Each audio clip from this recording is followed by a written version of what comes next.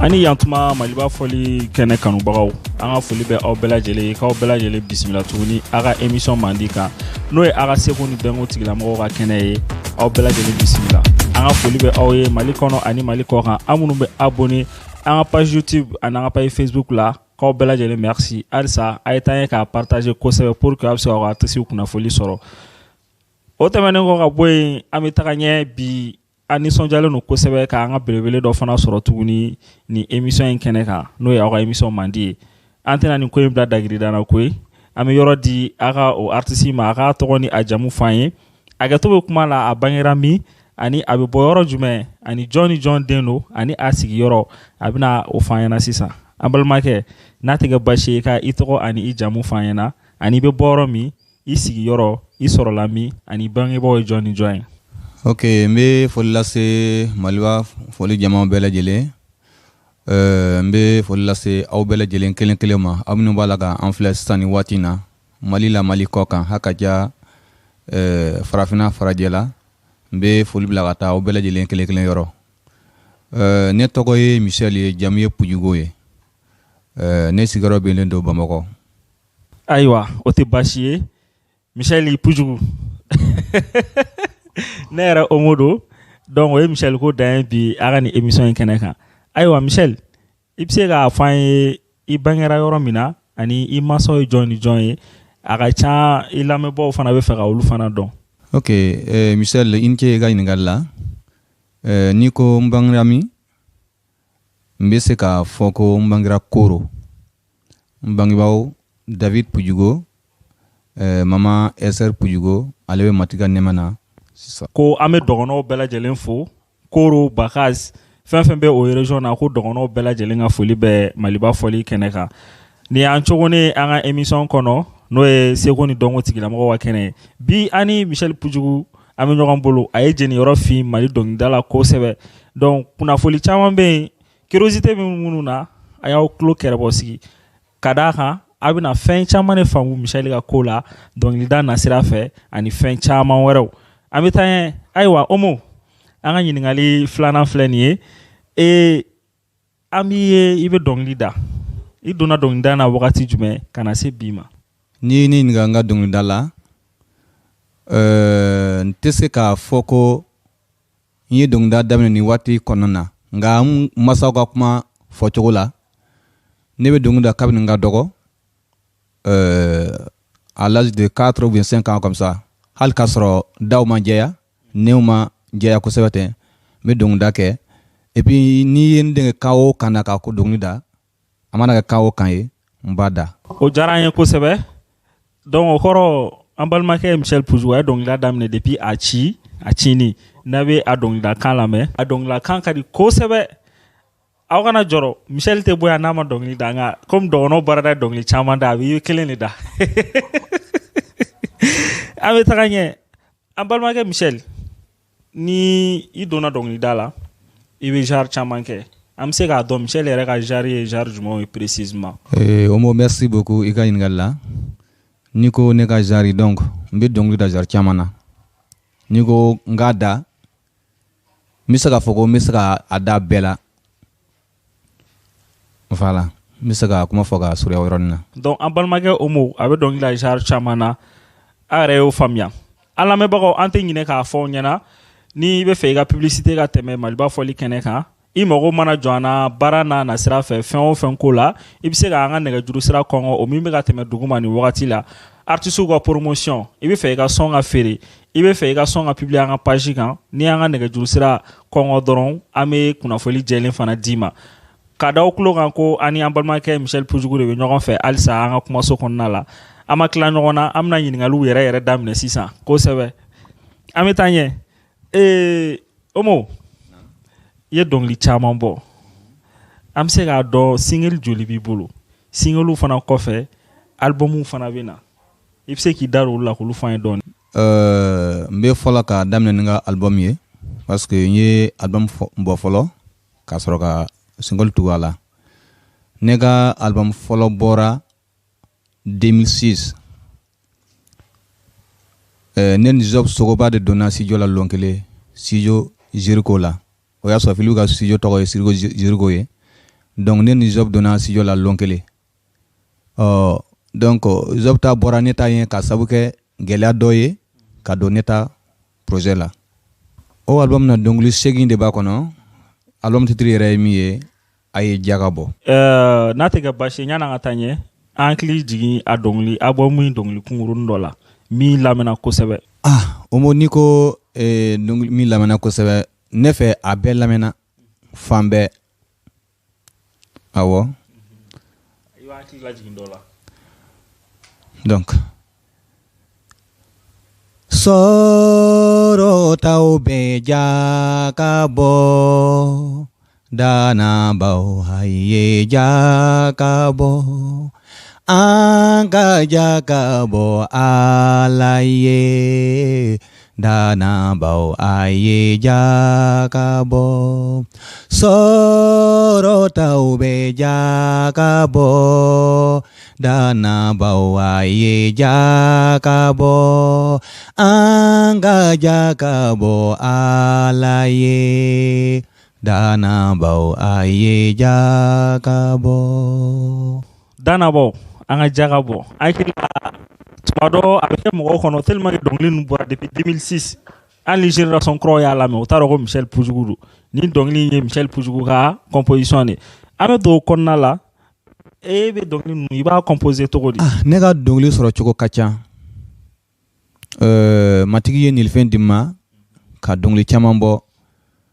mbese ka mi faraka ni ye kural chama ka album laje donc kuntalanga togofo kuntalanga dongli fo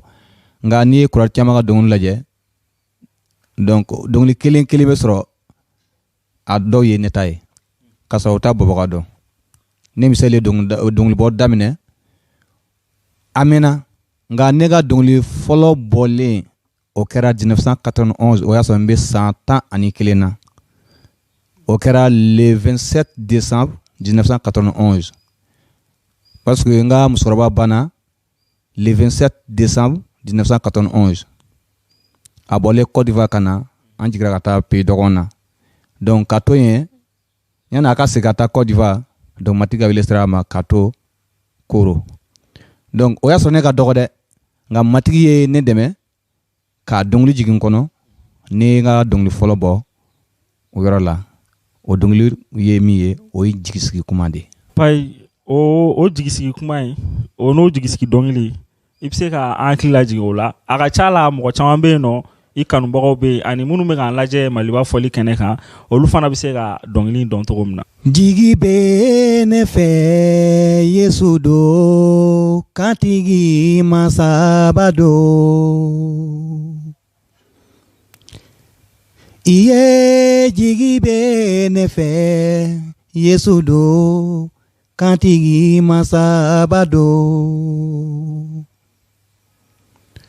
toro tumana benefe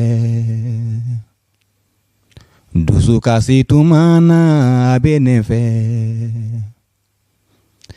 halini ne beteme saya wolongo to dafe neka ala benefe wolo basaya tumana abenefe kele na miri tumana abenefe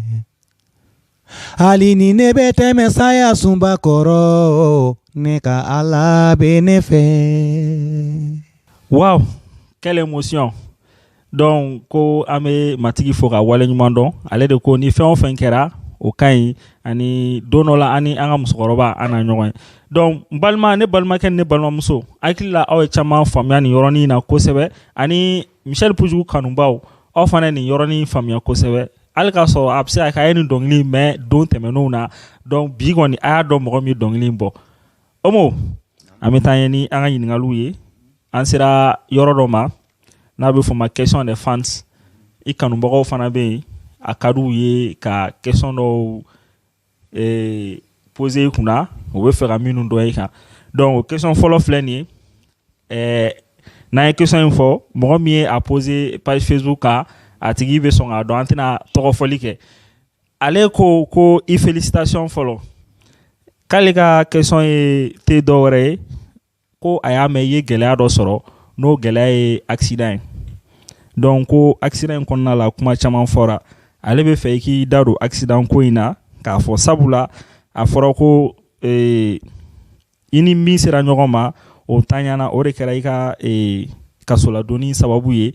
an b'a ɲini an balimaw fɛ u ka hakɛ to voilà donc i bɛ se ka i da don o yɔrɔnin na k'a ɲɛfɔ an ye pour que e ni ne ani fɛn fɛn kunpan bɛ mɔgɔ minnu na k'an lajɛ u fana ka faamuyali sɔrɔ a kɛra cogo min na ko mɛn tigi da ye mɛn tigi yɛrɛ da ye donc ani an balimakɛ Michel Pujugu ɲɔgɔn fɛ a bɛna a yɔrɔ ɲɛfɔ an ye ka ɲɛ kosɛbɛ ka jɛya. Ok, Omo, merci beaucoup.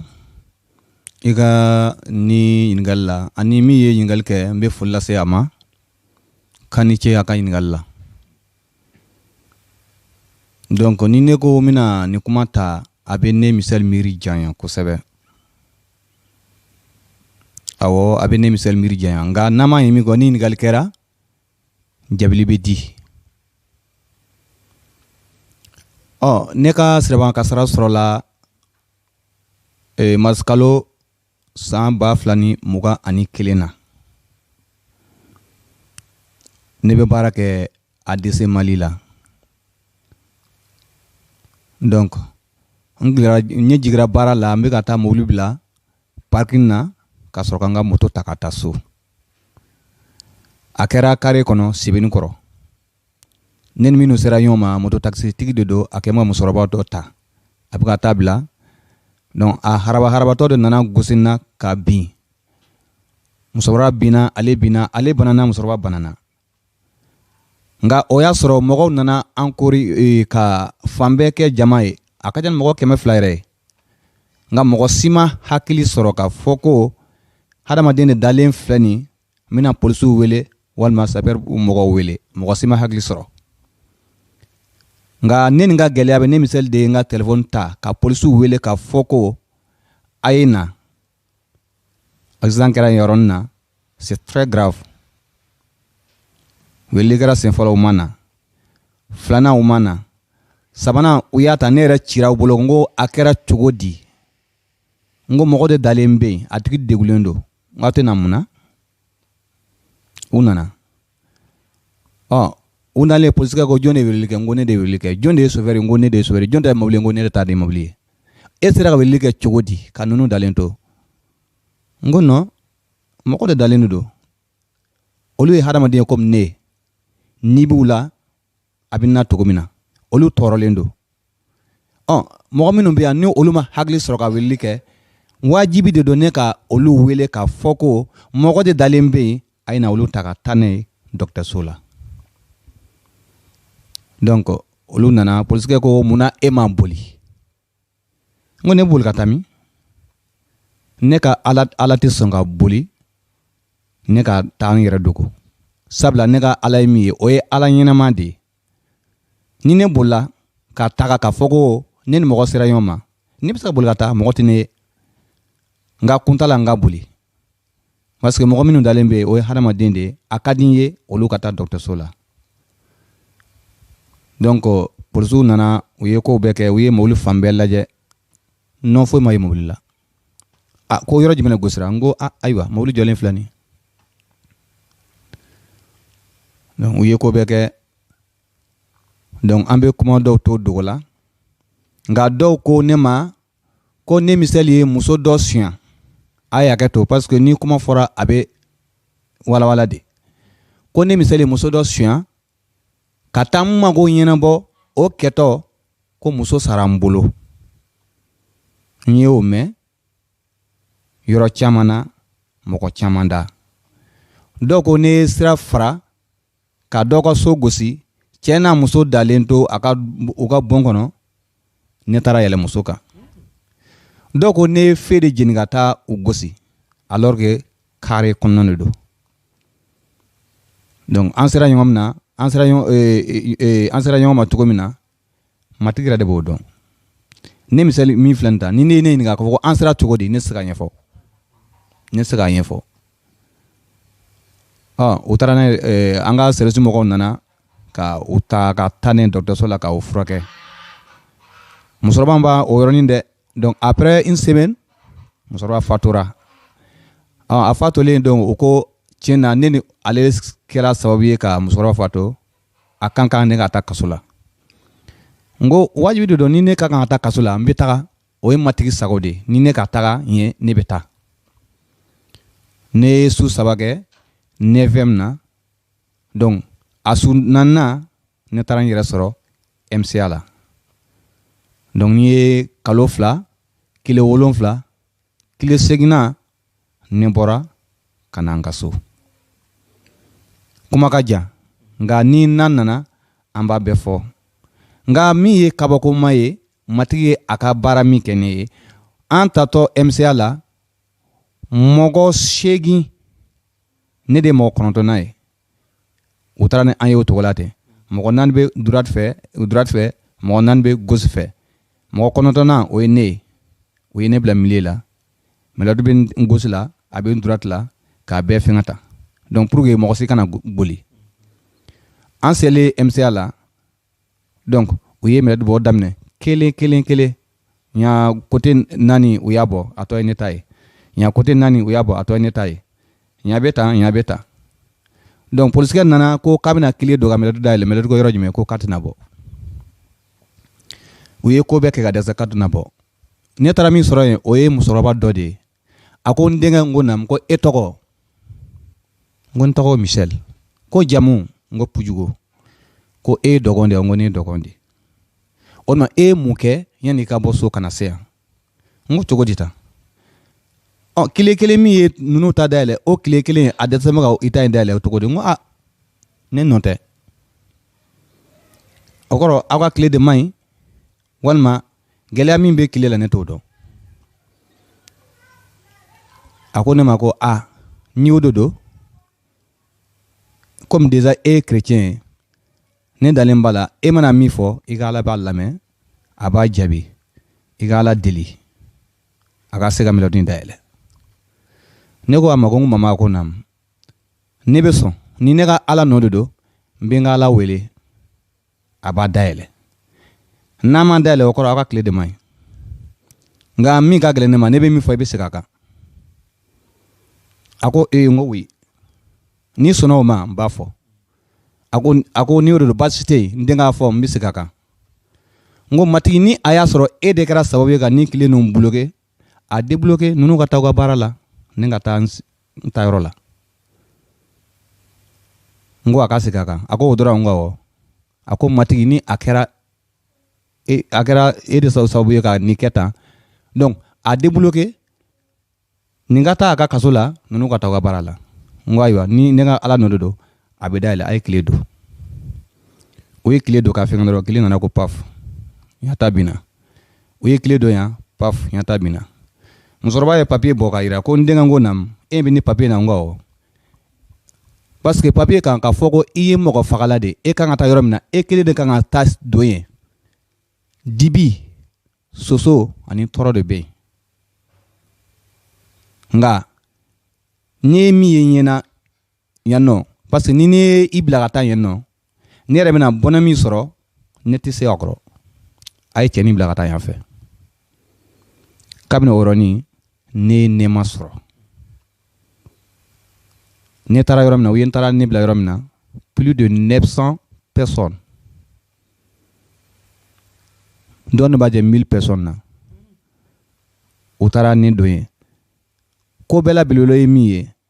ne dɔtɔ da la i ko su kɔnɔna mɔgɔ si tɛ se ka kumakan mɛn mais bɛɛ nana u da u makun cew i ko mɔgɔ de salle kɔnɔ sɔrɔtigɛ min bɛ ka ne ladon a ye ne filɛ ka filɛ a k'o don ne donna o dugusajɛ u ye n wele ka bɔ cɛ taara ne ɲininka ko o tuma e ye mɔgɔ sugu jumɛn de n ko cogo di mɔgɔ ka don kaso kɔnɔ bɛɛ k'i makun ka a tigilamɔgɔ filɛ n ko ne nɔ tɛ o ne ka Ala nɔ de don ne tɛ dɔwɛrɛ Michel kɔ ne tɛ dɔwɛrɛ dɔgɔnɔ kɔ wa ne tɛ dɔwɛrɛ kasoladen kɔ ni olu y'u makun o kɔrɔ o ye ne ka Ala nɔ de ne nɔ t'o ye k'an to kaso kɔnɔ mɔgɔ caman ye kuma caman fɔ donc ci sera n ma nka matigi ka nɛɛma kɔnɔna na n ma gɛlɛya foyi sɔrɔ ne ka baarakɛyɔrɔ mɔgɔw nana jɔ u jɔyɔrɔ la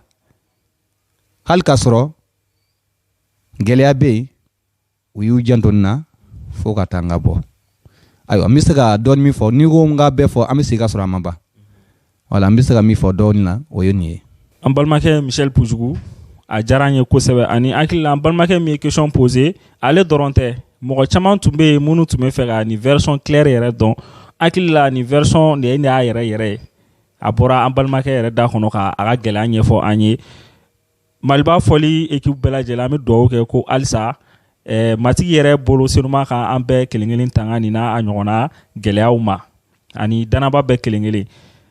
donc sisan an bɛ taa ɲɛ ni question filanan o man jan an balimakɛ dɔ ɲininkali kɛ ko yala Michel Pujugu k'i furulen don wa wala den b'i bolo wa o y'ale ka question ye. ayiwa tiɲɛ na n bɛ foli lase ɲininkali kɛbaga ma ani ka foli lase aw yɛrɛ ma a bɛ ɲininkali kun bɔ mɔgɔ caman bɛ n filɛ k'a fɔ ko n ma furu walima dɔw ko n furulen don donc kuma kelen tɛ ka fɔ je suis marié et puis den bɛ n bolo muso kelen donc n bɛ dan ye. ɲininkali in yɛrɛ jaabira ka ban muso b'a bolo et puis denw bɛ yen voilà an balimakɛ o fana ka ɲininkali jaabira voilà hakili la a ka ca ani mɔgɔ caman tun seginna kasoladon yɔrɔ ɲininkaliw kan ka caya hakili la bɛɛ ka ɲininkali fana jaabira an balimakɛ Michel an bɛ segin ka na an ka ɲininkaliw la n'o ye halisa i ka artisiya ye i k'i da don i ka albumu baara la k'a fɔ an ye ani ni albumu wɛrɛ fana bɛ sira la fana i ka o fana kunpan bɔ an na. ok albumu ko ta fan fɛ tiɲɛ na matigi ye ne dɛmɛ ka nilifɛn di ne ma ka dɔnkili caman caman bɔ bi ne Michel bɛ ala fo ka ala waleɲuman dɔn ni kuma diyara n da ni ye dɔnkilidala denmisɛnninw bɛɛ ye a caman ye ne ka kalandenw ye n ye mɔgɔ caman kalan dɔnkilida la et puis ne ni mɔgɔ caman jɛra ka baara kɛ n y'a fɔ cogo min na n ka fɔlɔ bɔra 2006 donc album filanan a bɛ sen na ni ala ma basi wɛrɛ kɛ donc an bɛ fɛ ka balan mɔgɔw la ka sɔrɔ donc mɔgɔ ma bɔ a kalama donc dɔnkili kɔnɔna na n ye dɔnkili caman bɔ o kɔfɛ dɔnkili caman kelen tɛ fila tɛ saba tɛ naani tɛ donc n bɛ se k'a fɔ ko o yɛrɛ bɛ album kelen bɔ. donc ko an k'an pɛrɛn ka Michel Pujugu ka album kura maa kɔnɔ k'a bɛna kɛ balana ye donc ça veut dire que n'i ma album in lamɛn dɔrɔn san dɔnkili dumanw bɛ taa k'i to anw yɛrɛ fana presselen don album in ka bɔ joona ko matigi y'a baara tɔ nɔgɔya o kɔnɔna la Michel Pujugu yala dɛmɛbagaw b'i la i ka artisiya in kɔnɔna la n'an b'a fɔ minnu ma sponsoriw ani fana managerkow b'a la etc a ka ca. Michel n bɛ foli lase e ma tuguni ani ka lamɛnbaaw bɛɛ lajɛlen fo ani an filɛbagaw n'i ko dɛmɛbaga tɛ ban hali ni mɔgɔ ma wari bɔ ka di e ma maa min y'i ladi dɔnkili na sira fɛ o ye i dɛmɛbaga dɔ ye maa min ye ala deli i ye o y'i dɛmɛbaga dɔ ye maa min bɛ i donni ta ani ka fɛn caman ɲɛnabɔ k'a sɔrɔ bolofɛn tɛ o fana y'i dɛmɛbaga dɔ ye ka fara o kan minnu bɛ n dɛmɛ olu ka ca n tɛ se ka fɛn a bɛɛ fɔ ka ban donc n bɛna mɔgɔ tɔgɔ ta donc a bɛ kɛ gasi ye dɔw bolo tu vois donc o la n bɛ se k'a fɔ ko dɛmɛbaga bɛ n na et puis ne ni mɔgɔ caman yɛrɛ ye baara kɛ ka caya ani ne ni mɔgɔ caman jɛra ka baara kɛ kɛrɛnkɛrɛnnenya la n bɛ Moïse Sagara fo Moïse Sagara donc n'i y'a ta k'a lajɛ n dɔgɔnin de don n den de don n baarakɛɲɔgɔn de don n teri de don n kɔnɔfɔɲɔgɔn de don n ginɛfɔɲɔgɔn de don mɔgɔ min de don a ye ne Michel kanu kosɛbɛ donc n tɛ se k'a bɛɛ fɔ ka ban ne y'o de fɔ wari di dɔrɔn de mɔgɔ dɛmɛ ye k'a fɔ ko k'i ye fɛn di mɔgɔ ma o dɔrɔn de mɔgɔ dɛmɛ ye maa min ye i kanu i n'a fɔ a yɛrɛ bakun i t'a tigi sara sɔrɔ o bɛ cogo min na ne ni mɔgɔ caman ye baara kɛ ka tɛmɛ a ka ca n tɛ se ka bɛɛ lajɛlen tɔgɔ fɔ ka ban i n'a fɔ Simion Kamate Philippe Kulibali ka na se Élisée Sangare ninnu ni Emmanuel Dako donc dɔnkilidalaw ta fan fɛ Ezayi Kulibali ninnu ni o n'a ɲɔgɔnna a ka ca donc ni ko n bɛna kelen kelen tɔgɔ fɔ tɔgɔ fɔ ban donc o la n bɛ se k'a fɔ ko dɛmɛbaa ta fan fɛ o ye nin ye. minnu tɔgɔ fɔra ni minnu tɔgɔ ma fɔ fɛn fɛn ni Michel Pujugu jɛra ka baara kɛ ko aw bɛɛ lajɛlen merci ani a ka foli bɛ aw bɛɛ lajɛlen Maliba fɔli kɛnɛ mɔgɔw fana bɛ aw fana fo ani Michel ka baara ɲɔgɔnya la Michel an bɛ taga ɲɛ mɔgɔ dɔ de y'a question posé mais n y'a jugé nécessaire k'a bila nin yɔrɔ la ko sisan ale kan tɛ mɔgɔ kelen ma sisan dɔnkilidalaw ko est ce que a ka bi dɔnkilida tɛna kɛ i b'a fɔ wari ɲini sira wa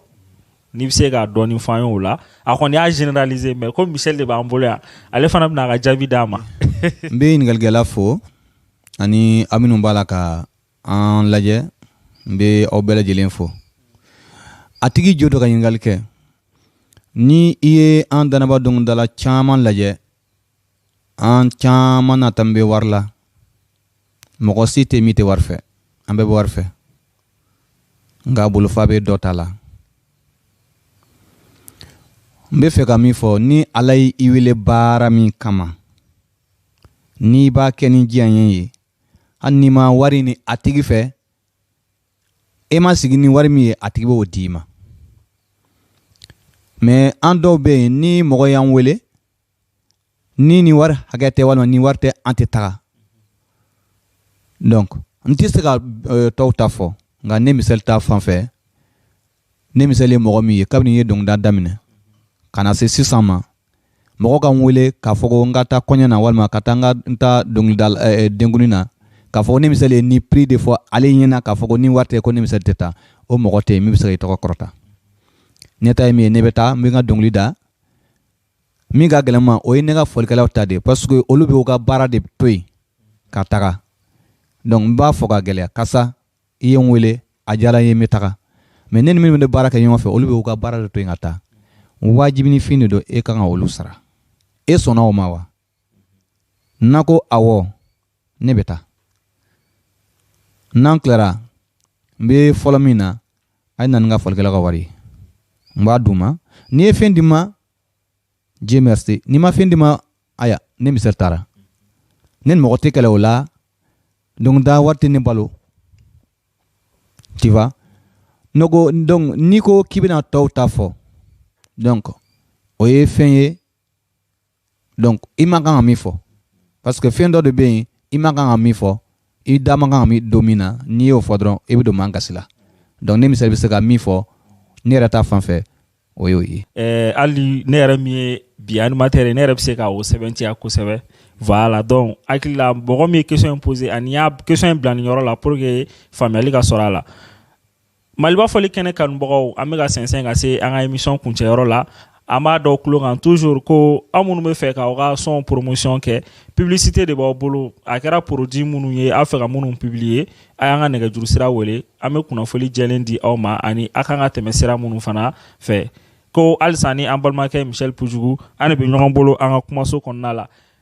Michel Pujugu n'i ye baara o baara daminɛ i bɛ taa sɔrɔ gɛlɛya b'a la nɔgɔyaw fana b'a la e yɛrɛ min ye mun nafa de sɔrɔ i ka dɔnkilida in na ani i ye gɛlɛya jumɛnw cɛ tigɛ i ka dɔnkilida in na. Dɔnkilida kɔnɔna na gɛlɛya bɛ yen nɔgɔya bɛ yen o n'a ta bɛɛ ni ala bɛ i fɛ a mana gɛlɛya cogo o cogo a bɛ bɔda d'i ma dɔnkilida filɛ nin jango danaba dɔnkilida a ma nɔgɔ n'i ko k'i bɛna i ka album bɔ walima n'i ko k'i bɛna don studio la ni wari t'i kun a kuma ka ca donc i mana taa mɔgɔ min bara karisa ɲa ma n dɛmɛ n bɛ don studio la a t'a fɔ ko ayi n y'a mɛn n b'i wele o y'a bannen ye nka ne misali ta tɛ o ye tiɲɛ na matigi dugura n ye ne tɛ girin ka taa mɔgɔw bara k'a fɔ ko karisa ɲa ma n dɛmɛ non ne misali ma dege o fɔ nka mɔgɔ dɔw bɛ bɔ u yɛrɛ ma k'a fɔ ko Michel a dun kɛra cogo di ne famana ka i ka dɔnkilida kan mɛn dɛ studio ko bɛ cogo di n ko e yɛrɛ ɲɛ b'a la ko ne Michel de baara la ne bɛ se ka don studio la cogo di n'i taara studio la wari de bɛ sara ni wari tɛ yen i b'a kɛ cogo di donc dɔw bɛ se k'a fɔ ko ni y'o de don na studio la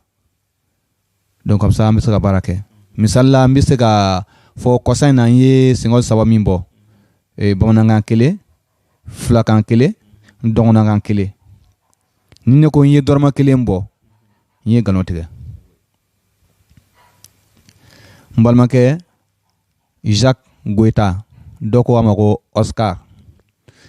ale de ye ne wele k'a fɔ kɔrɔ a ka di n ye e ka na studio la an ka baarani dɔ kɛ donc ne taara n bɔra min kalama a ye nin baara kɛ k'a sɔrɔ n ma dɔrɔmɛ kelen bɔ donc o yɔrɔ na n b'a fo kosɛbɛ ani n dɔgɔkɛ Segi Dawo Abraham Kasoge o n'a ɲɔgɔnnaw donc n ko n bɛna kelen kelen tɔgɔ fɔ n y'a fɔ cogo min na a tɛ se ka fɔ ka ban ani Nathan ninnu ni o n'a ɲɔgɔnna olu bɛɛ ye n dɛmɛ ka baara n ka baaraw la tu vois donc n bɛ se k'a fɔ ko gɛlɛya bɛ yen nɔgɔya bɛ yen. donc nin ye an balimakɛ Michel Pujugu ka gɛlɛya ni a ka nɔgɔyaw ye surtout n'i kɛra danaba artiste ye o sababu la an bɛ wele bila aw bɛɛ lajɛlen ma fɛn fɛn bɛ ka ni émission lajɛ aw bɛ se ka dɛmɛ fɛn fɛn lase a ka artistes ma a ye o dɛmɛ lase u ma walasa an fana ka ɲɔgɔn ɲɛnajɛ o fana bɛ tolon ja kosɛbɛ voilà an bɛ o laɲini kɛ an filɛlibagaw bɛɛ fɛ ani an lamɛnjama bɛɛ lajɛlen fɛ an bɛ taa ɲɛ halisa yani an ka kuma laban di ma i tɛ taa ten ka sɔrɔ i ma dɔnkili da o ye kelen filanan fana ye mun ye nin bɛɛ tɛmɛnen kɔfɛ Michel ye école kɛ ani yala i bɛ baara wɛrɛ fana kɛ ka fara dɔnkili da in kan an bɛ don min na i ko bi ok Michel i ni ce i ka ɲininkali la n y'a fɔ cogo min na Mali la yan k'a fɔ ko i ka balo i ka dɔnkili wari la a kuma ka ca a kuma ka ca n ye école kɛ et puis n bɛ baara la min ni dɔnkilida tɛ kelen ye. Jati o diyara n ye kosɛbɛ an balimakɛ Michel an sera émission kuncɛyɔrɔ la ladilikan jumɛn b'i bolo k'a di i dɔgɔninw ma hali i ka ladilikan fana bɛ se ka kɛ sababu ye i kɔrɔ dɔw fana donna dɔnkilida la olu fana bɛ se ka dɔ sɔrɔ i ka ladilikanw na donc ladilikan min b'i bolo k'a lase i dɔgɔninw ni kɔrɔw ma ni wagati la dɔnkilida kɔnɔna la n'i bɛ se ka dɔɔni fɔ o la. ladilikan min bɛ n bolo ka ɲɛsin baarakɛɲɔgɔnw ma n dɔgɔninw b'o la n kɔrɔ b'o la n fa b'o la den bɛ fa ladi fa bɛ den ladi kɔrɔ bɛ dɔgɔ ladi dɔgɔ fana bɛ kɔrɔ ladi n ye dɔ dɔgɔnin ye n ye dɔ kɔrɔ ye n ye dɔ den ye fana o t'a bali ne misali ka n ta fɔ n bɛ fɛ ka min fɔ n baarakɛɲɔgɔn ta fan fɛ ni an bɛ Ala tanu an ka tanu ni an dusukun bɛɛ ye Ala ye i wele baara min kama i kana na o falen fɛn wɛrɛ la baara min de don baara nɔgɔman tɛ baara min de don baara lankolon tɛ nka an caman y'a kɛ tɔgɔ ɲini ye n bɛ min fɔ n baarakɛɲɔgɔnw ye bakuruba fɔ la ni an bɛ baara kɛ an ka kɛ ni yɛrɛmajigilan ye k'an yɛrɛmajigi Ala ɲɛ kɔrɔ k'an yɛrɛmajigi an mɔgɔɲɔgɔnw ɲɛ kɔrɔ ni o kɛra Ala yɛrɛ bɛ an dɛmɛ a filanan ye min ye an caman donna dɔnkilida la yala i y'i ka nilifɛn sɔrɔ wa a ka di i ye i donna wa walima n tɔɲɔgɔnw b'a la n donna ten wa walima kun jumɛn de i bila dɔnkilida la o ye ɲininkali ye ne min seli min filɛ nin tan n y'a fɔ tɔgɔ n ye dɔnkilida daminɛ depuis n ka dɔgɔ mais ne donna kurali la ka ne siri 111 91 fo sisan n bɛ kuralidenya la nka dɔnkilida kɔnɔna na mɔgɔ o mɔgɔ ni e ye dɔnkilidala ye a kɔlɔsi ka fɔ ko Ala ye kan min di e ma o ye i yɛrɛ ta ye nka ka i yɛrɛ ka kan bila ka walikan ta e tɛ se ka dɔnkili ta ni gan min ye n'i y'a ta ko karisa b'a ta nin gan min na walima karisa b'a ta tan n'i ye o ta ten e tɛ harmonie foyi sɔrɔ i ka dɔnkili la i lamɛnbagaw bɛna dɔgɔya et puis hali n'i bɛ samagabɔyɔrɔ la fana mɔgɔ caman bɛ décourager ka taa parce que i y'a ta gan min na o t'i ka gan ye tu vois o bɛ an dɔnkilidala caman na bi misali la n bɛ fɛ ka min fɔ ni i ye Mali dɔnkilidala lajɛ ni Bala tɛ fɔlɔ ye filanan de don o tɛ tiɲɛ mɔgɔ caman bɛ u ye u yɛrɛ ka kan bila ko bɛ fɛ ka bala ka kan ta e ma bala ta sɔrɔ i yɛrɛ ta bila i kɛra kɔnɔtɛ wara tɛ ye parce que e bɛ tila ka se ka na i ta ɲininka tɛ se i ta sɔrɔ e bɛ boli ka taa bala ta nɔ i ma bala ta sɔrɔ ɔ donc i bɛ dɔnkili da togo o togo non ça passe pas tu vois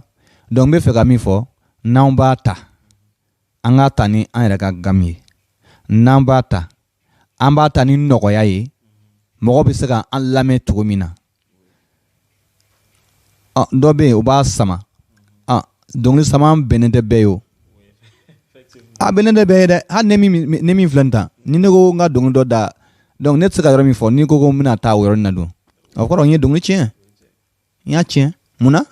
parce que o tɛ ne ka genre kɔnɔ e ta fɛn min de ka genre ye ko k'i bɛna o kɛ o kɔrɔ donc e bɛ fɔlikɛlaw sɛgɛn o ye kelen ye e y'i yɛrɛ sɛgɛn o ye fila ye e dɔnkili tiɲɛ ka ban donc o gɛlɛya bɛ an dɔnkilidala caman na hali n bɛ to k'a fɔ groupe la fana n bɛ to k'a fɔ mɔgɔ b'a fɔ karisa i ka kuma ka ca n ka kuma ka ca mais don n'a nataw la a bɛ tiɲɛ ye fɛn dɔ bɛ yen min tɛ an ta ye an ka na o ta o ye sonyali de ye o ye sonyali de ye i ta di gamu ye n'i y'o ta e ma se ka dɔnkili da o la donc i ye sonyali kɛ i ka sonyali ma se ka i nafa donc o kɛra fu ye voilà n bɛ se k'a fɔ ko an ka dɔnkili da ni yɛrɛmajigilan ye ani k'a fɔ ko ka taa an yɛrɛ ka gamu na o bɛ an lafiya o bɛ an lamɛnbagaw lafiya ani o bɛ nɔrɔ da ala tɔgɔ kan ni aw fana mago bɛ nin conseil la a y'u lamɛn kosɛbɛ pour que aw fana bɛ se ka dɔnkili da a ka mɔgɔ wɛrɛ nafa dɔnkilida yɛrɛ fana nafa ye o de ye a nafa ye fana e min bɛ k'a da a ka i lamɛnbaga fana ka o fana nafa yanni an ka yɔrɔ di an balimakɛ Michel Pujugu ma a ka dɔnkili laban da ka kan dumani fili fiɲɛ fɛ an ka kan bɛ da ɲɔgɔn ye don wɛrɛ an bɛna a ɲininka a ka adresse la ni mɔgɔ min bɛ fɛ ka Michel lasɔrɔ nɔgɔya la ka t'i ka dɔnkili da a kɛra denkundi a kɛra mariage ye bon tɔgɔ fɔbali a m'o to yen sinon hali weleli bɛ k'o la donc a k'a ka nɛgɛjuru sira fɔ nin wagati la ani a bɛ sigi yɔrɔ min na n'aw bɛ fɛ k'a lasɔrɔ fana a k'o fana fɔ an ɲɛna. n y'a fɔ cogo min na ni Michel bɛ sɔrɔ sira min fɛ o ye 79 07 75 73 n bɛ segin a kan 79 07 75 73 todukan na ko 79 fu ani 7 75 73 donc n'i ye o kɔnkɔn i ni Michel bɛ ɲɔgɔn sɔrɔ a mana kɛ lajɛ o lajɛ ye donc n'i ye ne wele i bɛ n sɔrɔ wa ne ni e Michel tɛ tiɲɛ parce que ne ta ye min ye wariko tɛ n'i y'a di ma n b'a minɛ n ka wariko tɛ. Hakili an caman na Michel wele o kɔrɔ t'a yira ko hali essence sɔngɔ a fana ka to k'o d'a ma o ye ko ninnu diya kosɛbɛ a tɛ ɲinɛ ka sɛgɛn k'a fɔ ɲɛna ko halisa aw ni ce fɛn fɛn bɛ ka an kanu ani fɛn fɛn bɛ ka an jukɔrɔma donnoli dan tɛ lajɛli dɔrɔn ye mɔgɔ caman bɛ u bɛ a partager u bɛ émission in partager u ni ɲɔgɔn cɛ donc an ka foli b'aw bɛɛ lajɛlen chaîne YouTube ani page Facebook olu bɛɛ lajɛlen bɛ yen ani ni aw mago bɛ kunnafoni wɛrɛ la k'an lasɔrɔ nɛgɛjuru sira bɛ tɛmɛ dugu ma a ye weleli kɛ pour que a ka se an ka kunnafoniw sɔrɔ Michel Pujugu an bɛ yɔrɔ d'i ma i bɛ foli di an filɛbagaw ma ani fɛn fɛn y'an lamɛn i bɛ foli di u bɛɛ lajɛlen ma ani ka dɔnkili laban da i ka dɔnkili dɔ yɛrɛ bɛ yen barika da e de tɛ ala ye o ka d'an ye kosɛbɛ donc n'i bɛ se ka o d'an ye ani ka foli di an filɛbagaw bɛɛ ma. ok n bɛ foli lase aw bɛɛ lajɛlen kelen kelen ma n y'a fɔ cogo min na aw minnu bɛ yɔrɔ jan aw minnu bɛ yɔrɔ suru Mali la Mali kɔ kan farafinna farajɛla hakaja diɲɛ fan bɛɛ ne dan b'a la k'a fɔ ko aw caman ɲɛ bɛ an na k'an filɛ ani aw b'a la k'an lamɛn n bɛ foli lase aw bɛɛ lajɛlen kelen kelen ma ani aw minnu ye ne Michel kanubagaw ye tuma caman ne bɛ yɛrɛ ɲininka ko ne Michel ye jɔn ye mɔgɔ yɛrɛ ka ne kanu ne Michel ye jɔn ye mɔgɔ ka kɛ ne fɛ nka bamananw ko de ko n'i ma jugu sɔrɔ i yɛrɛ la o kɔrɔ i ye fatɔ ye hali ni jugu b'i la togo o togo ni kanubaga bɛ yen o ye Ala ka baara ye o bɛ wasa kɛ minnu bɛ ne kanu n bɛ foli lase u bɛɛ lajɛlen kelen kelen ma ani minnu ye ne jugu ye fana k'a fɔ ko jugu bɛ n na o tɛ parce que jugu tɛ ban mɔgɔ la n bɛ foli lase u bɛɛ lajɛlen kelen kelen ma bamananw ko de ko n'i ko i jugu ma ko Ala ka faga i ma mɔnɛ bɔ i b'a fɔ Ala ka sijan di e ma i ka mɛn ka ne ye voilà donc o ye kumakan ye ne misali ye dɔgɔnɔ ye n ka bamanankan ma kelen nka n bɛ se ka dɔɔni min fɔ n b'o fɔ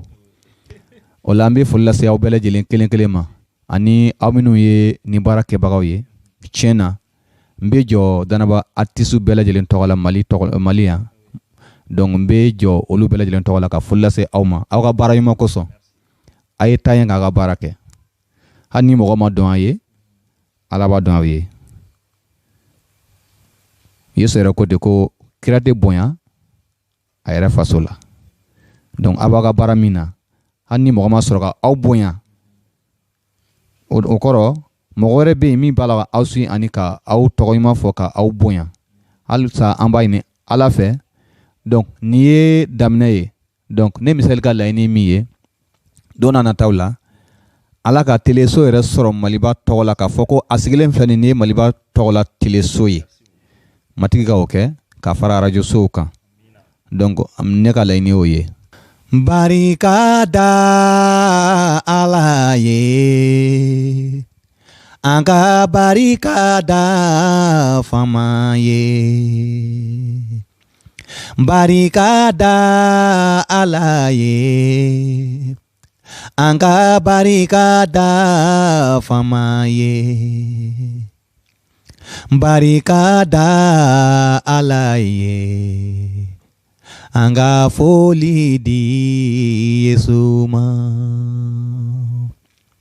barika da Ala ye an ka barika da Fama ye barika da Ala ye an ka barika da Fama ye barika da Ala ye an ka foli di Yesu ma. An sera an ka émission kuncɛyɔrɔ la ani an balimakɛ Michel Pujugu tun bɛ ɲɔgɔn fɛ i nana an ka plateau kan a diyara n ye kosɛbɛ voilà spécial décembre Noël 31 décembre fin d'année a ye Maliba plateforme suit kosɛbɛ sabula surprise ba de b'an bolo avant Noël k'o k'aw ye donc a ye tan a ka partager minnu bɛna ni émission lajɛ a ka partager kosɛbɛ pour que o émission spéciale surprise kana fɔ kɔ spécial Noël ani spécial fin d'année an ka tonton Emmanuel Kulibali depuis Israël an ka foli bɛ a ye kosɛbɛ ale fana bɛ an soutenir an dɛmɛbaga don a b'an lajɛ kuma bɛɛ ani a bɛ an lajija kosɛbɛ tonton Emmanuel et merci beaucoup a diyara n ye Maliba équipe bɛɛ lajɛlen ka foli b'i ye an bɛ Mali la fo Israël an b'i fo kosɛbɛ ani k'a da an lamɛnbaa bɛɛ lajɛlen tulo kan ko nin bɛ dan sigi an ka bi émission na aw k'an bɛn a ɲɔgɔnna wɛrɛ ma.